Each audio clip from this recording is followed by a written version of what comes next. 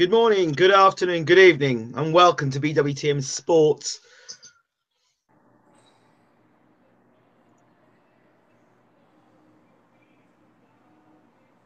Finally, we've got our man, Bermane Stiverne, in the room. Of course, there are many questions that need to be answered. Of course, Bermane is taking the step aside money now. There are questions around the world people want answered, and we've got the man himself. All right. Bermane? Yes, sir. So let's bring you in the room, sir. I'm all in. You're all in. So welcome to BWTM again, champ. Pleasure to be here. How you been? Been great. I guess you saw the fight over the weekend, the money event. How was it for you?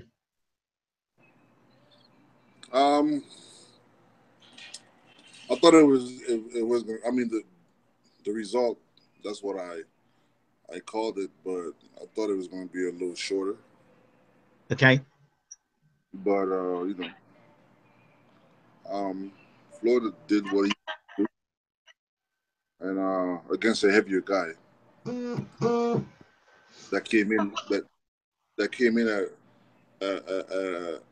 basically Floyd was fighting a light heavyweight. Wow. Most people don't understand that. The man hydrated like 174, I think, or 175. Right. So, you know, he beat a bigger man. I think Floyd was 140, 145, I think, that night. 145 that night. Yeah.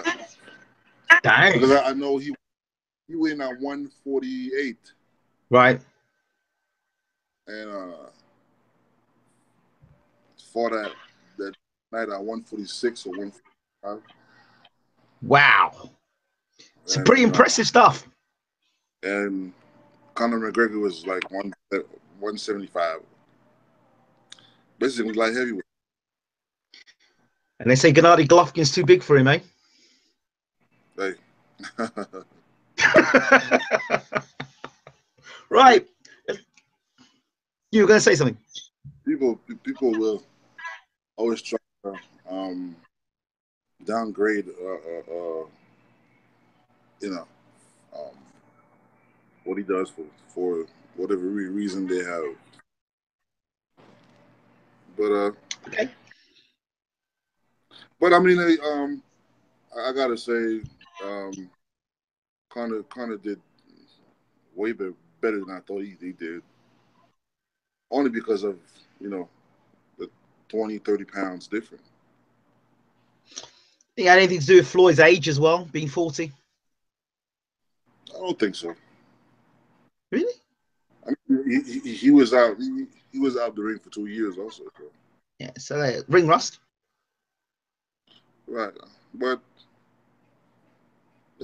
what can you do really against a guy that's 30 pounds heavier than you? You know, there's not even as a heavyweight. If anybody that weigh 230 and fight somebody that's 290 or 300, you'll see the difference. Absolutely. Absolutely. And if those things like that, dynamics like that, or science like that is only understood when you've physically been in a ring against a guy that's physically bigger and stronger than you. You physically, when you're trying to do all the things you normally do against a guy your own weight, then you've got a guy who's 2-3 stones heavier than you, and you've pushed your jab out and you just walk through your jab. It's a different matter altogether. I mean, there's no secret that McGregor was the stronger guy, in the ring. There's no secret to that, but it's just that Floyd was and also the body work that he started doing early.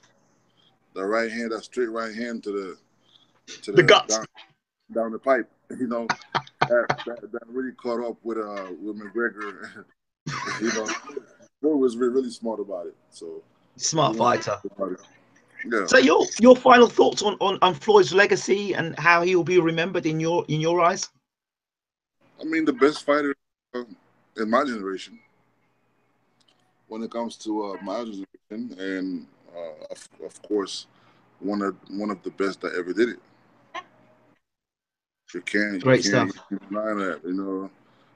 When it comes to the skills of boxing, and when it comes to breaking the records of pay-per-views and all that. That's what I'm waiting on. I really want to see the numbers of the pay-per-view. There are rumors that those numbers might be a bit overrated, but who knows? Right. We'll soon But know. it was more entertaining than I thought it was going to be.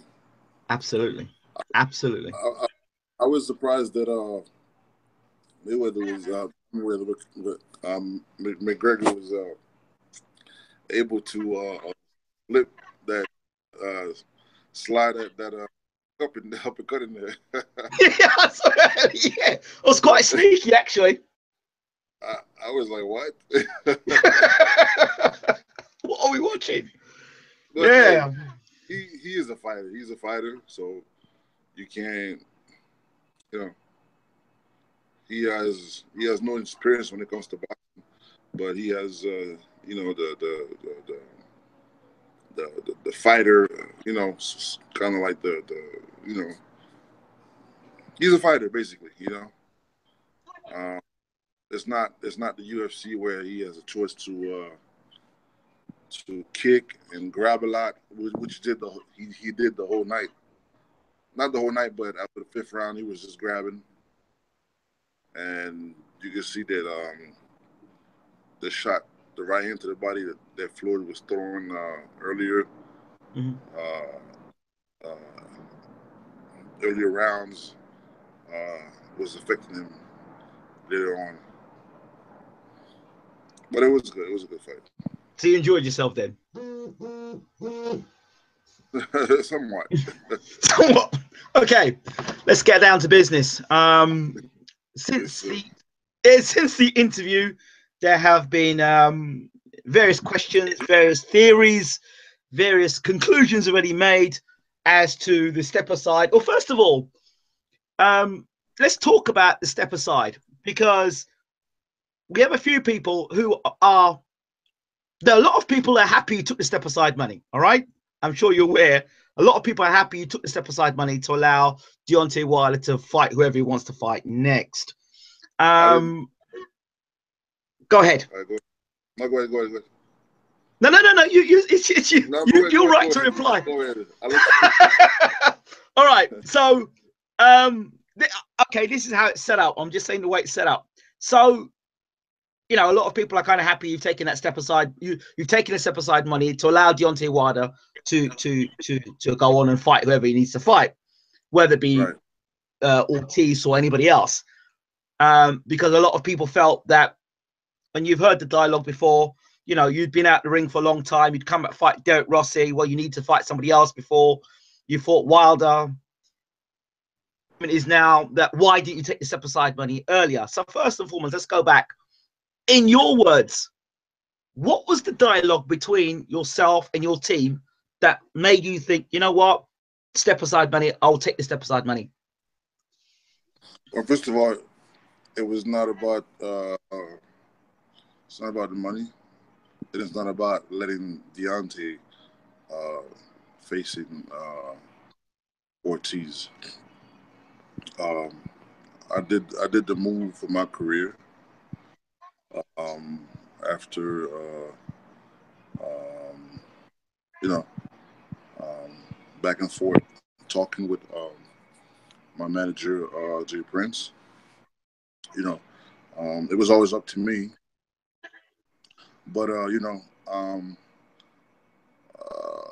of course, what everybody wanted to do was fight for the title. But it's the right. Sometimes the right decision in your career is not what you think it is. You might think is to fight for the title. I personally wanted to fight for the title um, due to the fact that I know Deontay, and I don't feel like I need to have a tune-up fight for him. I don't think he improved since we fight, so that's why I was, you know, I wanted to fight for the title right away. But also, it's about it's about my career also. You sometimes the right decision is to take your time and make sure that you're on point. And this is a kind of because I do want to be on point once the fight happened with me and Deontay.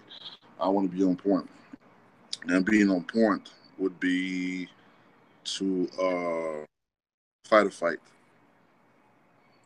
um, before I fight him. Um, like I said, the decision was made. It was a team decision.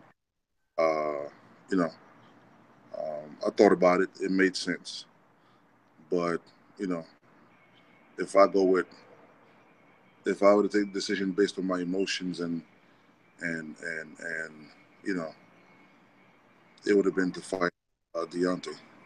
But the smart decision for me and my career, and to make sure that everything is on point, is to fight a fight.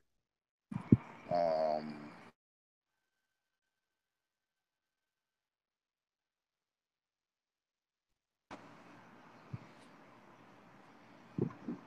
but, Yeah, gotcha. yeah, I didn't know where I cut off. You were saying about go ahead.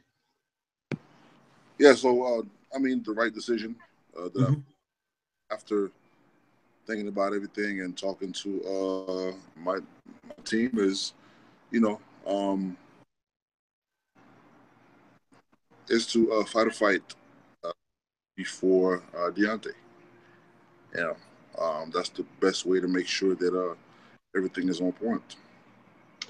Okay, there are again people believe that you have been forced into a fight with Dominic Breazeale as opposed to No, you. Go ahead. I can assure you that that's not. I'm not being forced at all to do that. First of all, it was a team, but you know, if I were to say, you know what, let's go to first bid, I want to fight for the title, that's what it would happen. That would have happened. But the decision that was made was pretty much my decision. Not nobody forced me to do anything. Now the other thing about this Breazeale, okay, Actually, uh, you know, I can tell you that Jay Prince was more pushing towards fighting for the title. And but then we got to talk, and the decision was me to decide, and he said that he would be behind me 100%, whatever I want to do. But it was for me to make that decision, the right decision, and think about it. To think about it, and then make the decision. okay. With regards to the Dominic Breazeale fight, is this a fight that's signed, sealed, and delivered in terms of it being a contract that's signed and a done deal, or is it still something that's up in the air? No, it's not up in the air. It's not signed yet, but uh, I was told that he as well, and now it's just a matter of waiting on the contract. On the contract. I ask this question because Deontay Wilder as yet hasn't confirmed his opponent, and we do know that Deontay Wilder and Breazeale had issues, and people would think, well, if he couldn't get a fight against Ortiz, then he could take the Breazeale fight, which would leave you in a position. What are your thoughts about that? Can you say that one more time? Okay, Breazeale had some issues with Deontay Wilder, which was going to go legal. Now, if Right. the fight wasn't signed with you, is there potential that he could go on and fight Deontay Wilder, leaving you in a bit of a sticky situation come November the 4th or the 11th? No, it was always my decision of who he was going to fight. Uh, it's not like he could have picked anybody to fight. You know, it was always up to me to let him fight somebody else or fight me. But what I'm asking is, in terms of Dominic Breazeale, is there any possibility that that fight between you and him could get pushed to one side so that Dominic Breazeale could face Wilder? That's what I'm asking. Right, but it was making. I mean, I don't see it making any sense. They've been talking about Ortiz all these months and trying to make me move to the side, and now all of a sudden you want Breazeale. But no, it's not something that happened because his promoter or manager,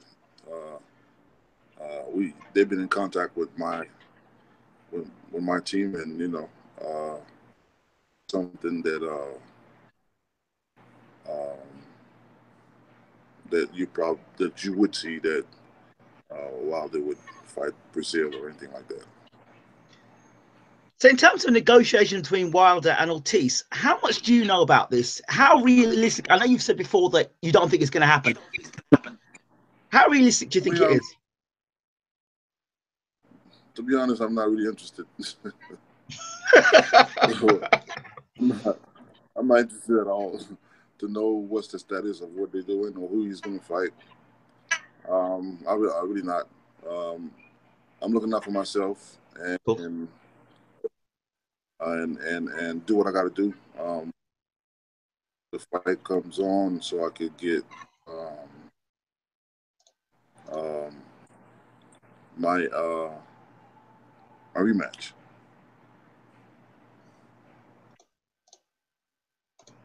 The danger of fighting Dominic Breazeale, obviously, is that if you were to lose that fight, you lose your mandatory position.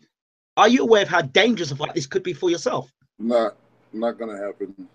You could go on to the next question. But the debate is the debate across social media. A lot of people are saying, "Well," but I just answered you. we could go to the next question. Almost 2 years out of the ring since you fought the last time. How much is that going to be a factor of you when you step back in the ring in November? Been active. It's not like I've been 2 years and sitting at home and I just started camp. Remember, I was ready to go for Povetkin. I went all the way to Russia, came back, no fight. I took some time off, maybe about a month, and went back to the gym. So okay, I've been active, man. I haven't been sitting down. I haven't been, even when I spar. It's not a fight, it's sparring, but it's not. I don't feel rested. I don't feel anything like that. So what are you going to do to ensure that you're going to be A, in tip-top shape, and B, ensure that you deliver the victory, not just beat Breazeale, but look impressive enough to put pressure on a Deontay Wilder fight? That's probably you just answered the question you asked me. The reason why I'm taking this fight also is because of the performance that I'm getting ready to put on that night. I think it'll be a good thing to build this fight, the second fight with Wilder. So it's all about not just winning or knocking somebody out, but it's also the way I look. So I plan on looking real good and execute what we're working on.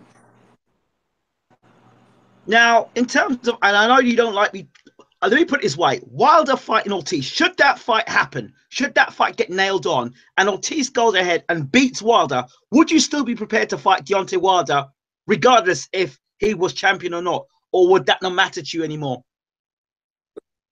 That's an absolute yes. Regardless if he's champion, he'll fight Deontay Wilder. Absolutely yes. Right. Okay. It's not. With him, it's not business. It's personal. Yes, that's clear. That's clear. I'm going to go back to something that was asked you said a long time ago, and I'm going to go back up to clear it up. One of our people over Twitter asked the question regarding, you said a statement about Deontay Wilder's punching power, and you said that Chris Arreola hit you harder than Deontay Wilder. A lot of people still find that response questionable, simply because in the minds of many, they think that Wilder's a bigger puncher, pound for pound, than Arreola. But you're the guy who took the punches, so only you would know. I mean, I wouldn't know that. So is it a case of it really is the case that Arreola hit harder than Wilder, or is it a case that you have such personal feelings towards Wilder that you won't give him credit? Which way is it? I mean, I never said that Wilder could not knock anybody out or knock me out. Right. But I've been in the ring with Wilder for 12 rounds. I've been in the ring with Arreola for 18 rounds. And you know,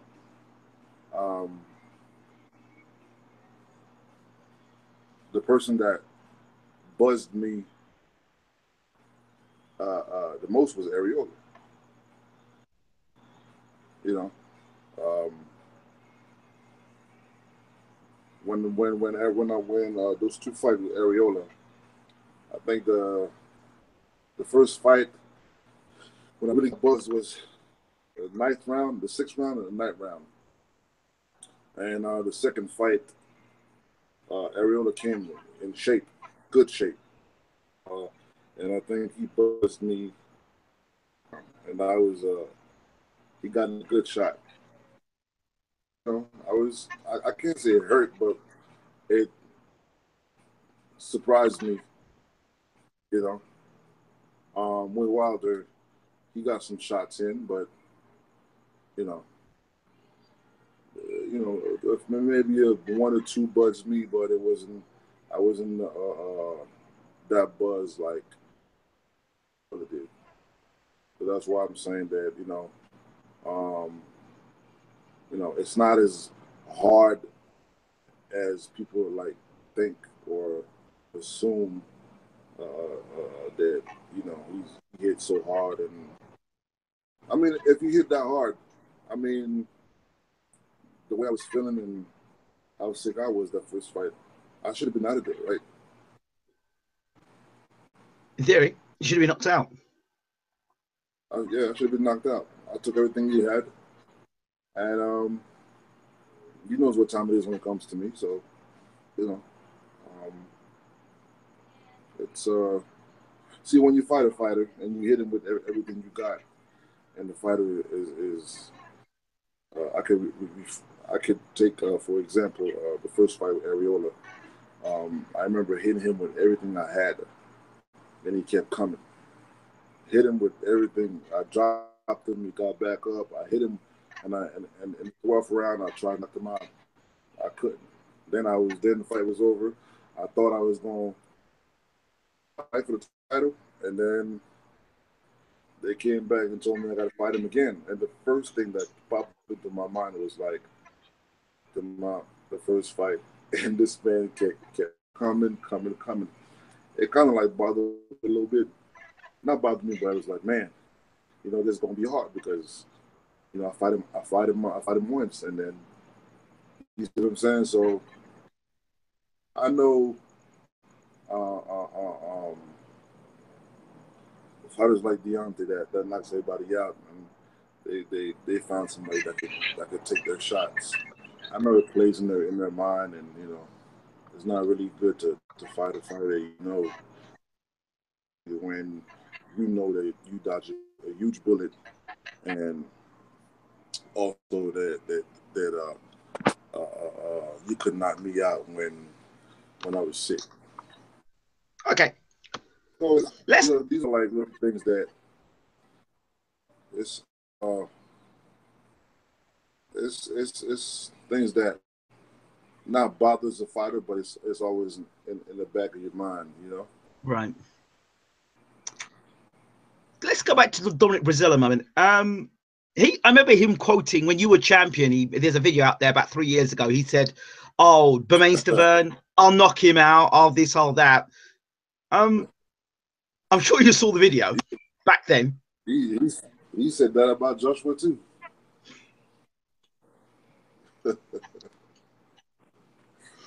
So, is it a fight you look forward to? Excuse me. Is it a fight you're looking forward to? Oh yeah, I'm just looking forward to get back in the ring. You know, I'm good. I'm healthy. I'm ready to go. I was ready to go for Russia. Unfortunately, the fight didn't happen.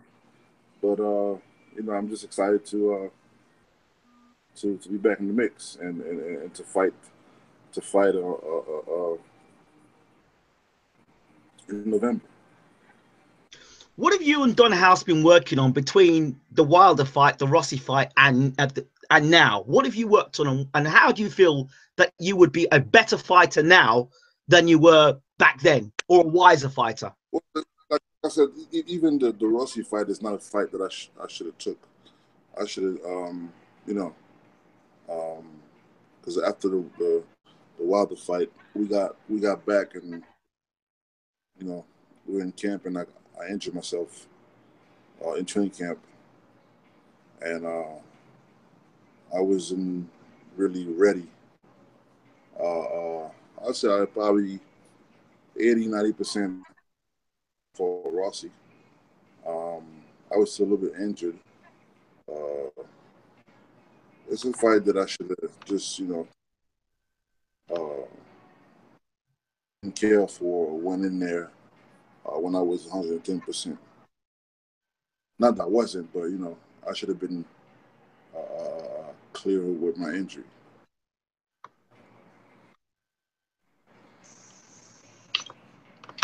Okay. So, but as far as what we are working, me and the house, and what we are working, is this same thing, but with way more intense. okay. In terms of sparring partners, and I mean, it might be too soon to talk about it, but in terms of count, when you think you'll get, go ahead. Thanks to you. But thank you for my sparring partners. Hey, they're quite timely, wouldn't you say? Hey, I got to thank you for that one. Well, you see, that's contact capital for you. You not only get interviews and a platform, you now get sparring partners as well. Right. So, okay, tell us what it's like sparring with Vlad Senchenko. That's the one I'd like to know more about. What's he like? Vlad Senchenko, what's he like?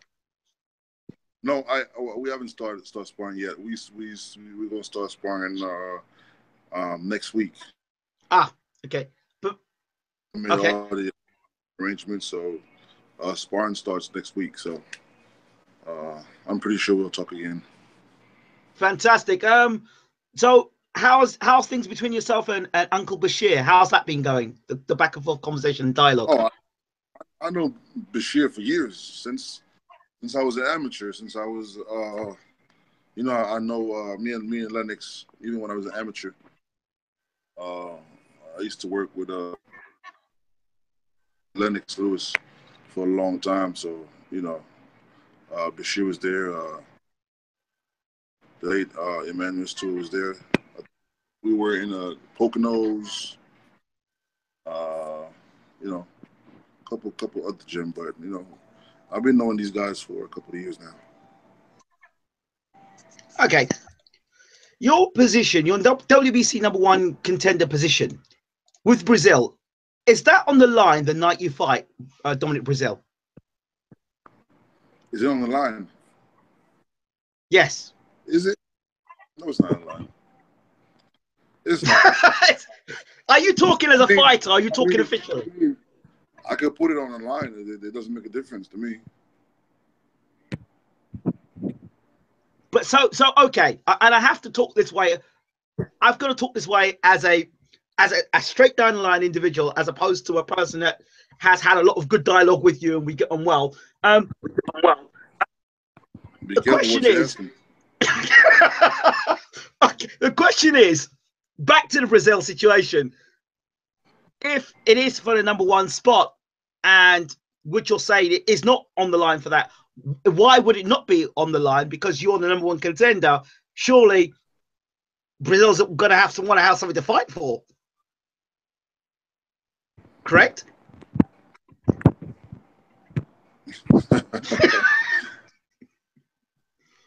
I mean, I'm assuming. Yeah, well, if I mean, was... it's like I told you, it's not like I went and said to them, I don't want it to be on the line. I mean, it's on the line. It might be on the line. I mean, to me, it don't make a difference whether it is or it's not. Okay.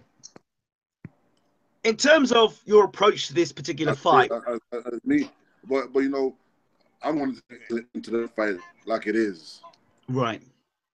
online. So it's not like I'm not. I'm not taking. I'm going into the ring knowing that I'm saved, and you know, it's not about that. If it is on the line, I don't know, but my preparation is based on like it was on the line. Okay. So let's talk about this date, because there's confusion about this date. Big Baby Miller says November 4th. You say November the 11th. When exactly is the date? I mean, there was 2 dates.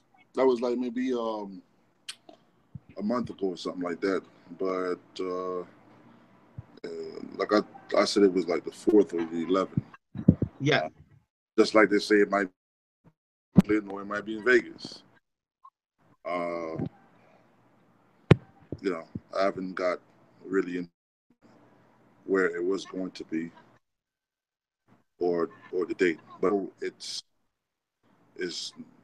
should be between the first 2 weeks of November. Okay. So between now and then, how soon are you waiting for the contract to get back between yourself and Breazeale? How long do you think that process will take? Because we know contracts in the past have been an issue. It should be arriving soon. Okay. It should be Okay. arriving soon. So from his side of things, he's agreed to it in a gentleman's agreement. He's agreed that he'll fight you. From this party and my party talking together, that was what the conversation was. Everybody agreed to there's some paperwork between me and Deontay. Like I agree to fight Breazeale, but I still don't have those paperwork from Wilder's camp.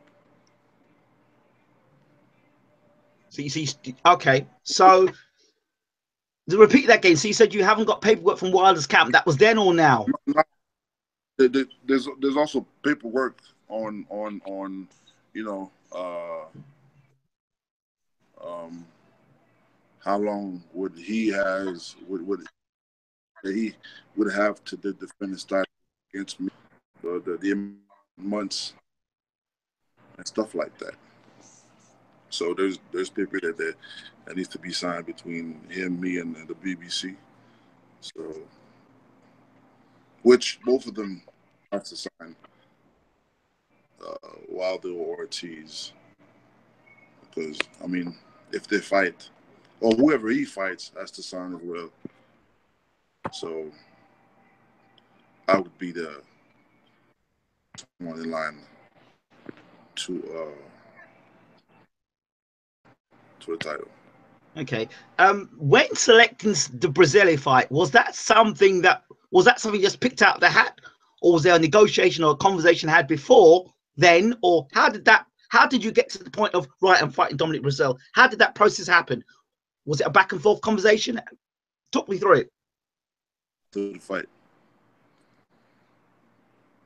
I'll let the world know after the fight how he popped up. Ah, okay. So are you expecting trouble? Excuse me? Are you expecting trouble? What? From Breazeale? Are you expecting trouble? That's his middle name, isn't it? I'm expecting the worst. That's. I mean, all my fights, I always expect the worst. Expect the unexpected. So, just it's about making sure of covering, get ready and covering all angles.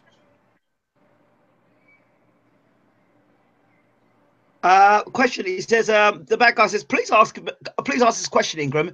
Did Don King go behind Stiverne's back to work out step aside money from Wilder? Huh? I'll ask the question again. This is from the bad guy. He says, please ask this question, Ingram. Did Don King go behind Bermane Stiverne's back to work out step aside money from Wilder? I can tell you that Don King did not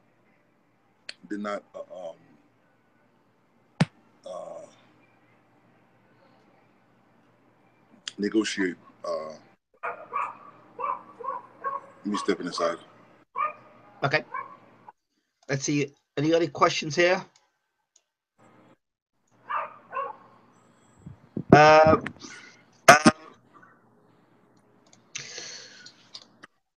In terms of, again, we're going back to preparation. Your fight with Breazeale, tall, long, rangy. Have you got ideas of any particular other sparring partners you would bring in as well for this camp? Answer that. Yeah. Can you answer it? Can I? Let's think. Maybe Davey Price. Huh? Dave, your old sparring partner, Davey Price. Oh. Robert Hellenius, tall, long, rangy. Right, but you got me my sparring partners. So you're going to use them for all camp, are you? For the whole camp? Well, you're going to use them for the whole camp, are you? You got me two, and I got about 4 of them in total. Oh, one of your sparring partners actually is David Price is actually fighting in September. Who's that? Zumbano. Is he? Yeah, September. Sometime in September they're fighting. Is that for sure? That's for sure. I don't know, because he just went home today. Yeah, he's fighting in September, so I understand. He left today. He left today for real. Yeah, so he's meant to be fighting, so I understand. I mean, if he is fighting, he's always here training. So I don't know. Maybe I'll ask him. Okay. Let me think. We've talked about step aside. You mentioned something in our interview before about how you learned a lot in the last month. Can you divulge those things, some of those things you may have learned over the last month that you probably were naive about beforehand? As far as negotiation and what's going on behind closed doors, you know, I learned a lot. You know how things are done or how things should be done. See, the thing is that we go back to the step aside because I'm trying to clear certain things up. We go back to the step aside. People say, well, you could have taken that step aside money a long time ago and this could have been dealt with. And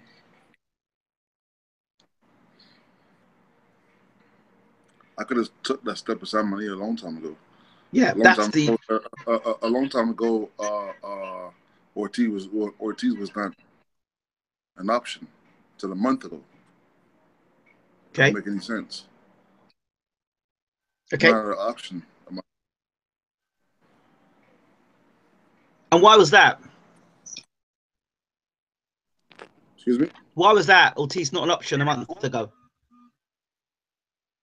It was I'm guessing the fight between me and Wilder to TV, and it was a TV and stuff like that. So when they were, I mean, not to do, they probably suggest that Ortiz should be an option. Right, right. So, okay, as we're about to come to close this interview off, again, your thoughts on a Wilder Ortiz fight? Do you really think that's going to happen, or do you think it's more likely a Dillian White fight? Is it more like what? More if Ortiz doesn't happen, because a lot of people are expecting now the Ortiz fight to happen. If the Ortiz fight doesn't happen, do you think a Dillian White fight would work for Wilder? Hold on. You talking about me and Wilder? No. Dillian White and Wilder potentially. Oh, I don't know. I really don't know. Nor do I care.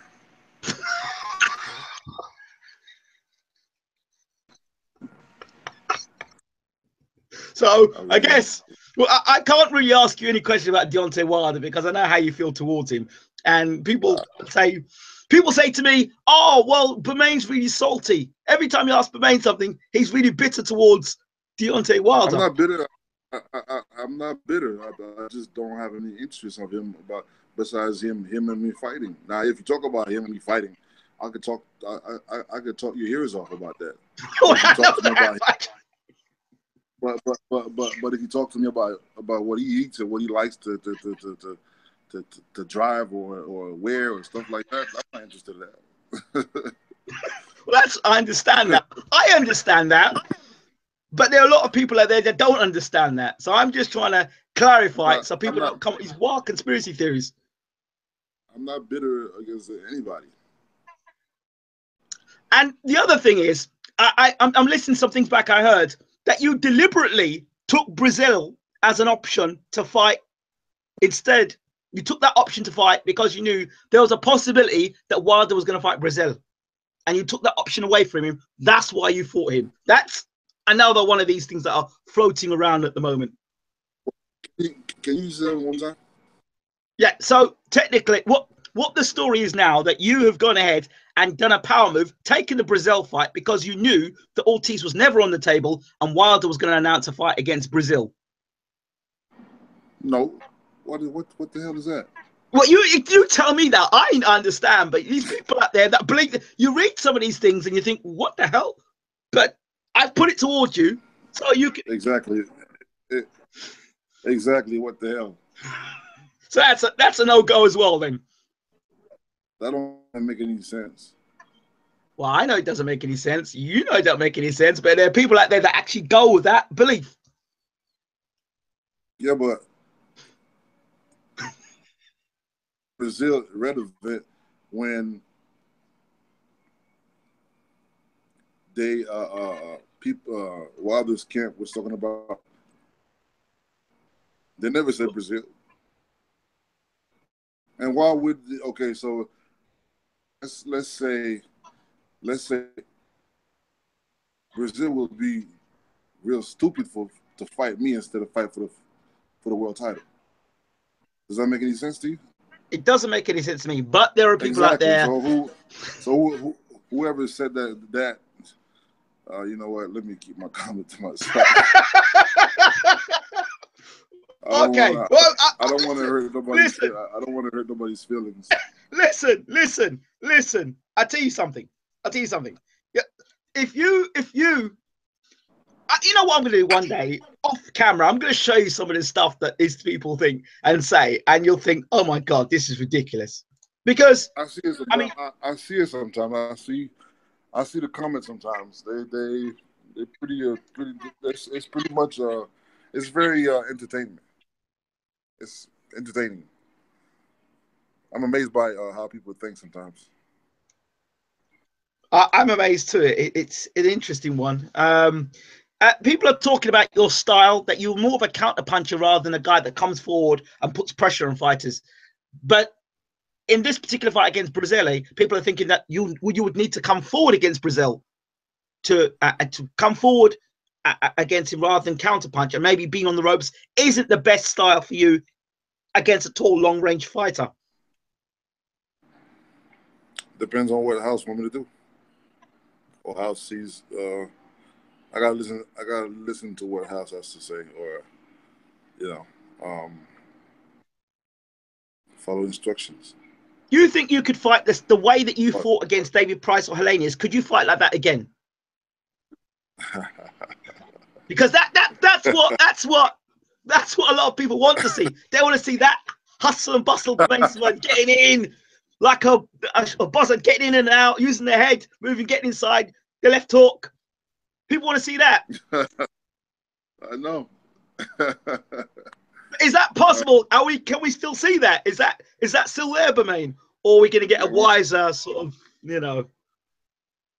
They want to see the back to basic. They want to see that. They want to see that because listen, I'm just being honest, right, with you. The fights people have seen are the Areola fight, the two fights. They've seen the Wilder fight, which wasn't your best showing, and then I've seen you getting knocked down by Derek Rossi, and then they haven't seen you fight Povetkin. So in their minds, the last thing they think about is, well, he got knocked down by Derek Rossi, and he didn't look good, and he lost his title against a Wilder. So really, everybody saw that video. Pardon? It's on YouTube. I think it's on YouTube. Please go watch it. Yes, I do watch it from time to time. I fell down because I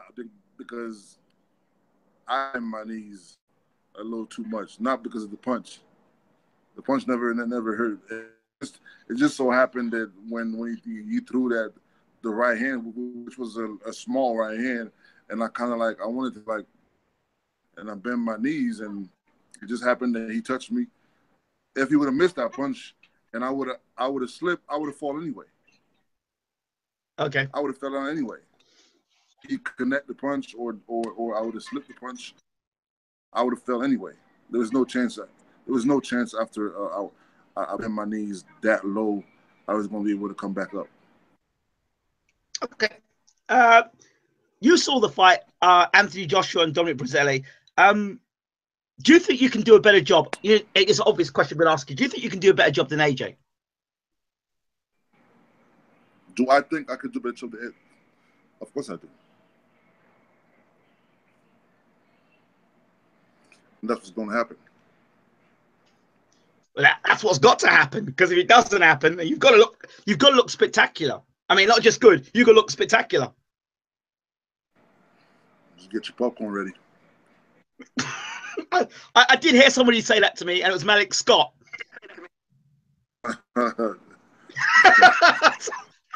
Maybe that's not quite the right choice of words. Do you think? Get ready. Get ready. Okay, right. I think we're coming to the end of the questions here. Here we go. We've got a guy called Mr. Swinbuckle says, what I want to know is which fighter do you beat no problem, and which fighter do you think gives you problems? Not me. What? So Mr. Swinbuckle asked the question, in the heavyweight division, who do you see as a fighter that's going to give you genuine problems, and a guy that you think, no, I'm going to do good, I'll be easy here? Well, the only one I used to think that was going to give me trouble was Areola. Okay.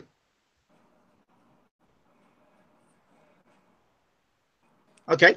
Yeah, but when I said trouble, not trouble, but I had to make sure that I was on point. I was going to be ready to make sure that I had to, basically with Areola, uh, I changed my style. So I had to box, move around, and use a lot of jabs and to do back then. So I had to fight like I was like a welterweight against him. So against a tall, rangy So opponent. me, him and trade punches. Wouldn't So work. I afford to do that. Right. So against a tall, rangy opponent.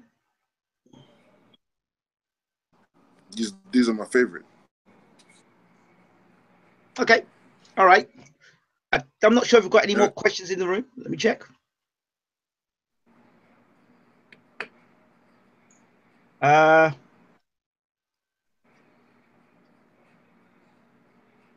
me see here. I was listening to Mr. Boxing today. He's loves his heavyweight boxing, does lots of coverages on it. He said that his concern in this fight with you were twofold, and the same concerns that I have. The straight right hand, how you're going to deal with Dominic Breazeale's straight right hand, and you having the habit of bucking up against the ropes. Is that something that you've used because it was a shorter guy in Areola, like you said, Nate explained? Will we see that, or will you be trying to take the center of the ring more? He's a shorter guy than Areola. Areola is taller than me. He's taller than you, Areola. Yeah. Oh. Probably by an inch or so. He's 6'4", I'm 6'2".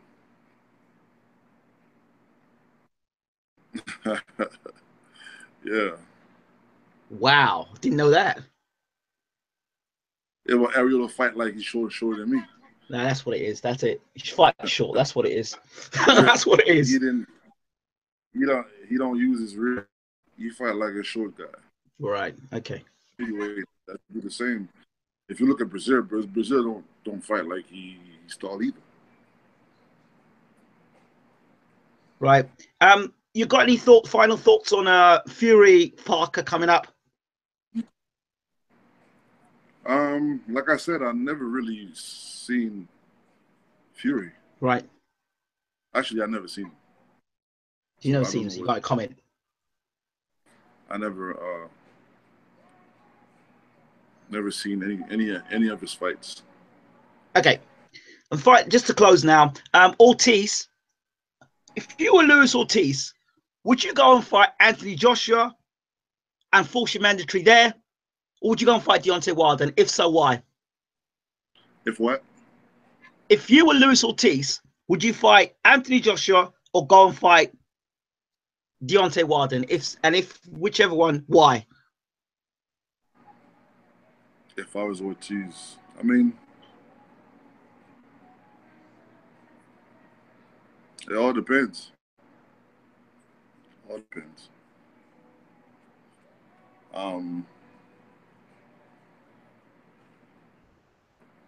Obviously, fighting Joshua is a bigger check than fighting. So that's to me that's probably the only difference. Okay. I know you talked to me about Ortiz previously. That was a fight that you were offered and you signed the contract and sent the contract back. But he said Ortiz really didn't want to have no business fighting you. Well, yeah. I mean, what was it? Maybe 3 years ago, I think. Yep. 3 years ago. A contract was sent to me by Eric Gomez from Golden Boy. Yep. Everything was good. The money was good. And I basically I signed a contract, send it back, and I remember it was a week later still haven't heard anything from them, and they called us, and they was talking about Ortiz wanted more money.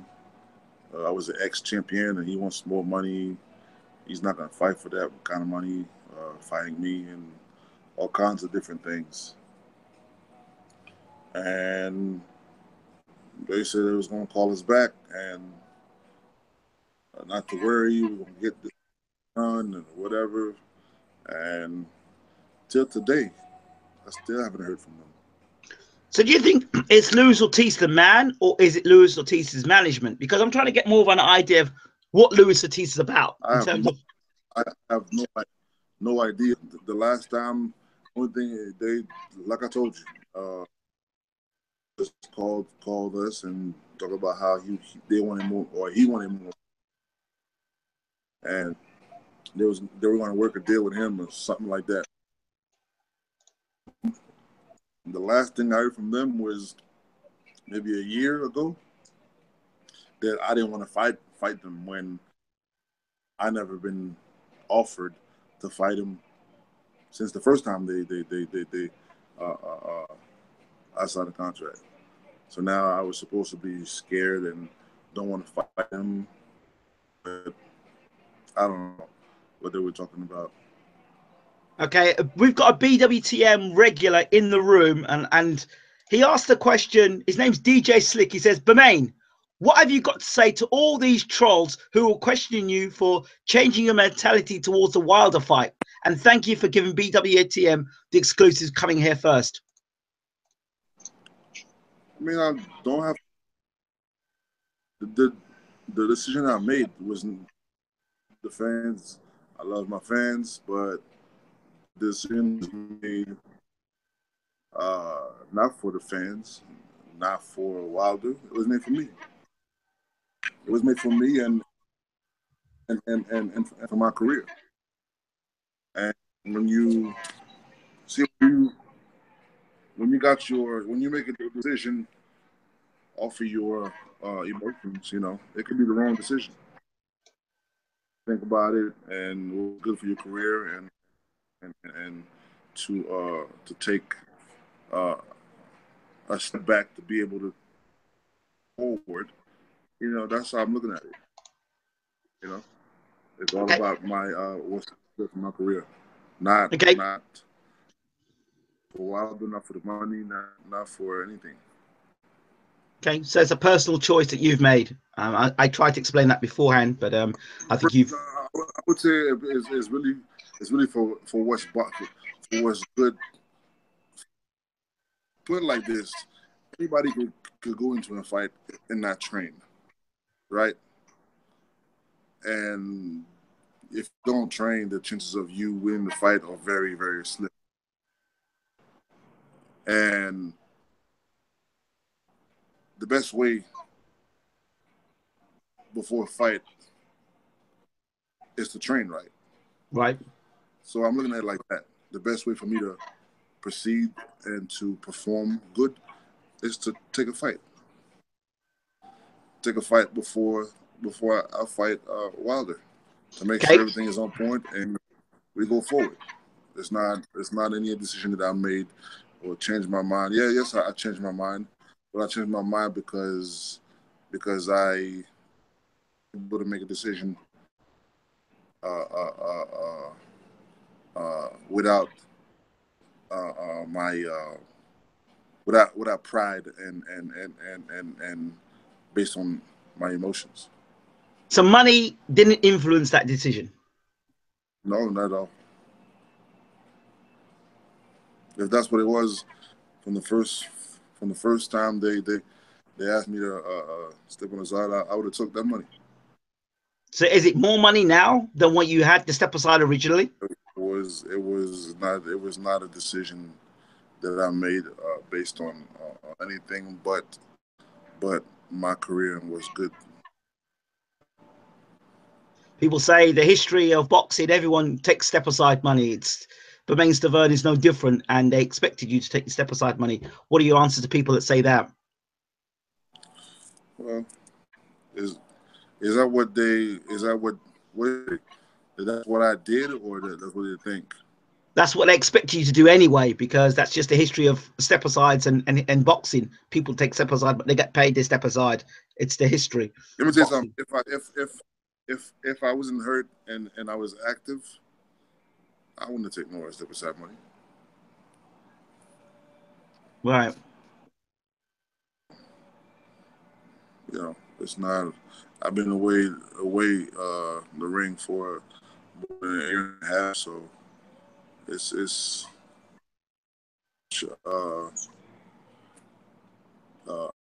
the best thing that is for me to do. Okay. All right. This is the final question. What is your position when people say you didn't deserve to be a mandatory, or why the hell is he getting, why do we need to see Wilder, Stiverne too? Do you understand that, or is that something that you didn't pay any attention to? I also understand that most of the people that be talking like that never laced their gloves in their life. Was that an answer? Nothing to entertain anybody. I don't have any. If they don't understand what happened or why, if I was the one that did wrong in Russia, and they would have give that title to Povetkin, nobody would have said nothing. You know? So questions like that, they just go over my head. Yeah. Thank you. What's the key to beating Breazeale, in your opinion? This is my preparation. That's fair enough. And listen to instructions. Fantastic. Bermane, thank you so much. It's been a bit different. I've had to grill you a bit more than usual, but at least we probably would have to be grilled again, because we've answered all the questions about step aside money. We've answered all the questions about, mostly answered all the questions about where you are, where you want to be, Breazeale, the deadline or the date of where you're going to be fighting. You're not sure yet whether it's November the 4th or November the 11th, but you are fighting on one of those days. You don't care too much, basically, of who Wilder is fighting. I think that's about it. Is there anything you would like to add? It's a double header, you know. I fight the co-main event and then fight after. So basically, it's kind of like a building the hype for the fight or some type of thing like that. You know what I'm saying? So Big Baby Miller's fighting on the same night as well. So I understand. Yeah. Do you know anything about that?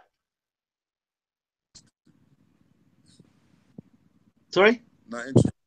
Not interested.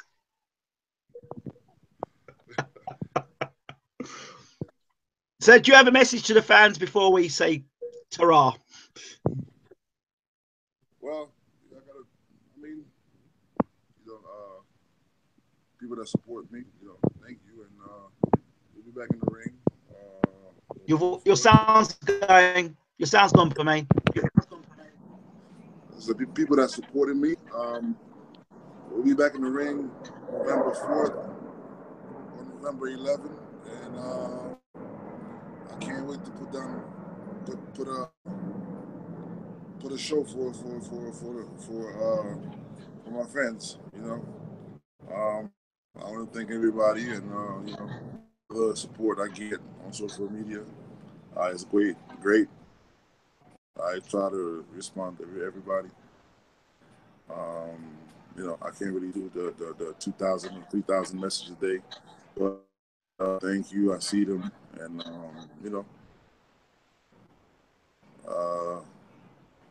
I'm here to give you guys a show when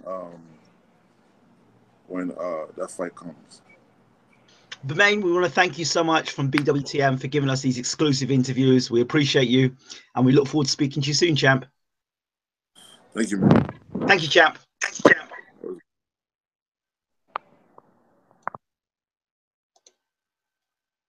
So there you have it. another exclusive of BWTM with Bermane Stiverne. We hope you've enjoyed the show. Let me see here quickly.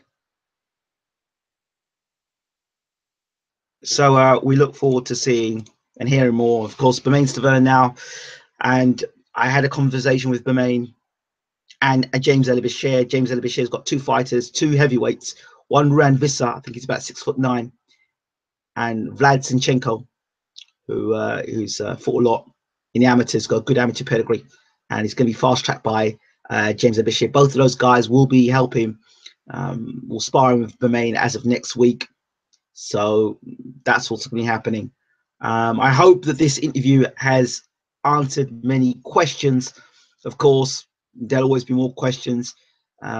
Please feel free to drop messages in the inbox or the description box below. And November 4th, he says, and November the 11th is when the fight will be happening between himself and Dominic Breazeale. Contract hasn't been signed as yet, but a contract is on its way. As soon as we find out that the contract has been signed, we'll confirm that exclusively on BWTM as well. And of course, we'll be there to follow Bermane right the way up to fight night. So this has been BWTM Sports. Don't forget, please rate and subscribe to the channel and hit the little bell there so you can be notified. And we've got lots more exciting stuff coming.